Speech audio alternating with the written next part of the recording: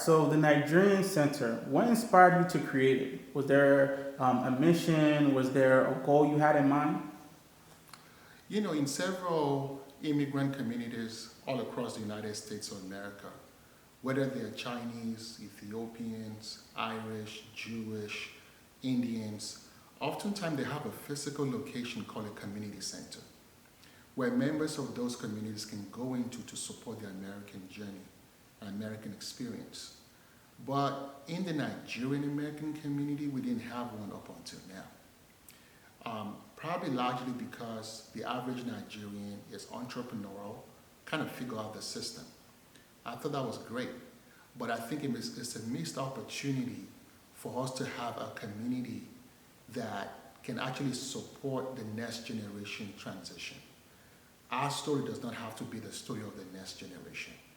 And a platform like Nigerian Center can help rewrite that story. I think that's really what inspired me. If you look at other communities like the Jewish community, for example, the first Jewish community was 1854.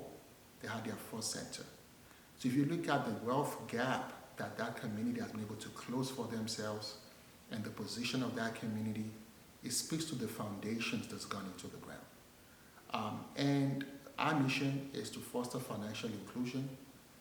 But how can you foster financial inclusion? You may be able to create riches in one generation, but wealth takes multiple generations. So I think it's important for us to have a platform like the Nigerian Center to give opportunity for newly arrivals from the country, an opportunity to support their transition, but also who are here, who are first generation, second generation Nigerians, to have a physical location, organization they can connect to really support their connection to their culture, to the Nigerian cultural heritage.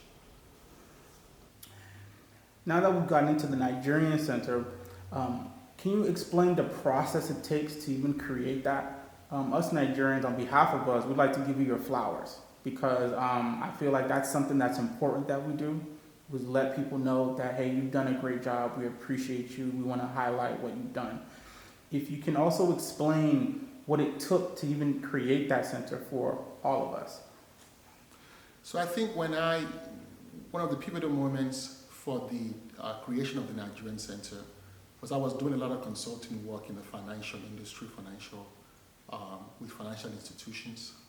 And I realized when it comes to community development financing, when immigrants from other cultures have problems with accessing capital, there's a location they could turn to, and they will come back with the necessary paperwork.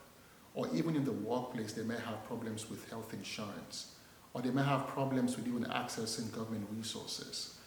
And they might not have the necessary, they might still be in between the immigration status. There might be a location they can turn to.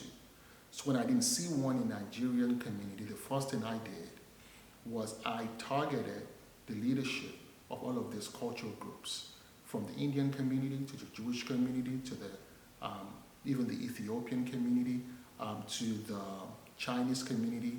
And I actually had a mentorship session with the leadership of these institutions, learning from them what they went through to create their center and what I should be aware of in the creation of Nigerian Center. Those meetings were very, very helpful. We started, and we are a 501c3 non-for-profit organization. Then we realized that the federal government, the state government, a lot of foundations have a lot of programs for our community. Because for all these decades, there's been no platform, those resources could not flow to our own community. So once we got started, they were even the one reaching out to say, now that you have a Nigerian Center, let us plug you into this program. We want you to be a conduit to get our services to your community. What can we do to help? The opportunities are just limitless. But I think having those conversations with those community leaders was very, very helpful.